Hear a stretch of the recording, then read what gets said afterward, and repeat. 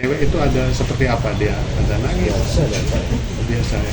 Nggak ada yang nangis, lari ya. Nggak ada sikap-sikap aneh gitu.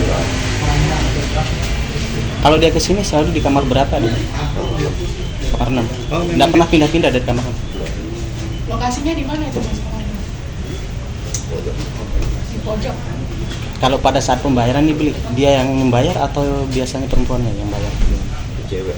Cewek. Kalau dia Tapi setiap kesini Agus selalu nomor 6 ya.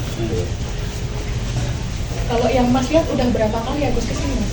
iya kita pas sampai 5 kali ya paling. Oh, dengan perempuan yang berbeda ya Mas ya? Dalam jangka waktu berapa lama?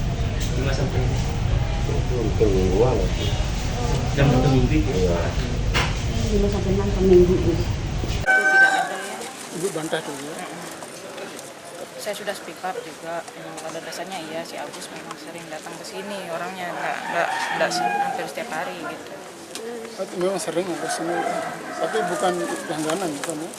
Kalau langganan sih enggak, dia banyak di banyak tempat, bukan di sini aja. Kan. Cuman pas kejadian kan di sini.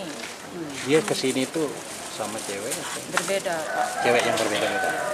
Dalam seminggu berapa kali? Hampir setiap hari. Anak saya.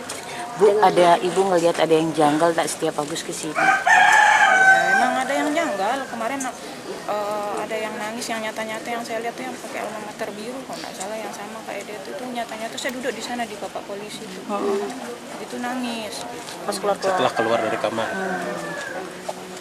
Jadi ada beberapa perempuan yang Agus bawa itu kondisinya apa tidak baik gitu, Ya, Bu. saya nggak tahu kalau seandainya mereka berteriak di dalam mungkin saya bisa tolong gitu kan saya bilang tapi tidak ada yang berteriak, ada yang lari kayak begitu aja yang itu yang saya lihat itu cuman saya di sini membantah tidak ada istilahnya saya kerjasama dengan si Agus dengan mencuatnya kasus ini saya juga tidak tahu pribadi ya karena dia sudah cukup umur.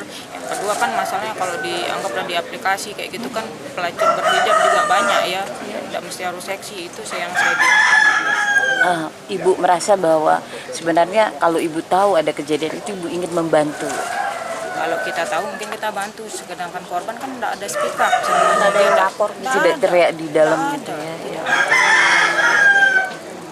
Apa yang ingin ibu sampaikan dengan kasus ini muncul, kemudian ini juga membawa nama tempat penginapan ibu? Saya sebagai ini ya yang mengelola lah itu di sini tempat ini sebenarnya tempat keluarga gitu ya, tapi kita kelola karena sudah almarhum yang punya gitu mertua saya. Cuman di sini saya tegaskan tidak ada kerjasama dengan pihak Agus Buntung itu saja ya. Kenapa kemarin pengacaranya bertanya kenapa kok saya tidak ditanya? Bagaimana saya mau bertanya sedangkan mereka sudah cukup umur masuk seperti orang pacaran gitu kan? Dia tidak ada teriak atau apa gitu. Kalau seandainya diteriak kan sudah bisa sampaikan sebelumnya mungkin saya akan nolong kayak gitu. Itu dalam satu kali sehari itu Agus bisa datang bawa perempuan berapa?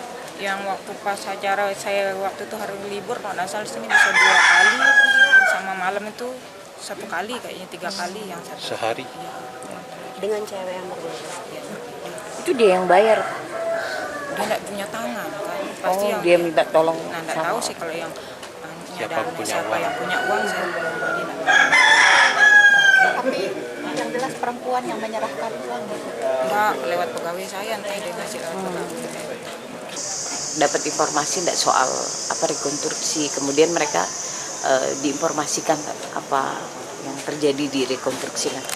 Iya, korban tahu bahwa hari ini ada rekonstruksi memang, tapi mereka tidak hadir ya, korban yang melapor tidak hadir.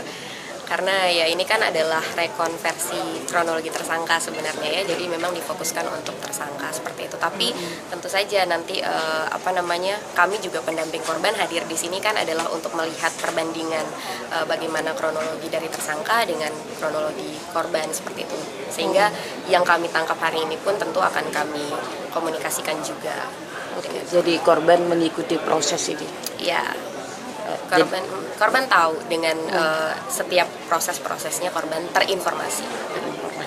Jadi nanti kemudian pendamping dari hasil rekonstruksi ini akan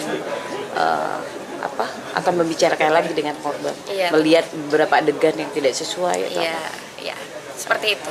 Tapi memang sejauh ini kan yang kami bisa tangkap tadi hanya sampai di parkir motor dan membayar ya, karena di dalam kami tidak boleh mengikuti.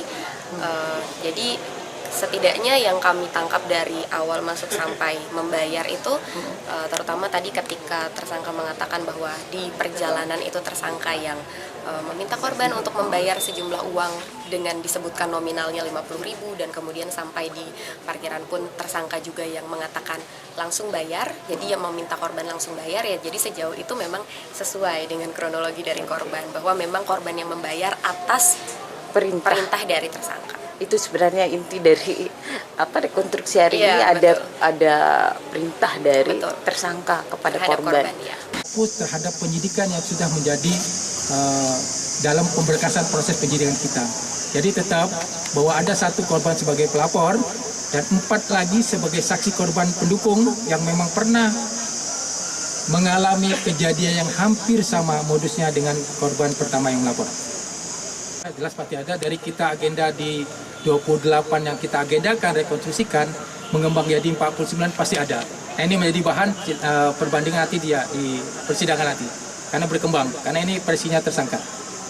Kita akan mengakomodir dari versi tersangka, tidak mungkin kita menghalangi.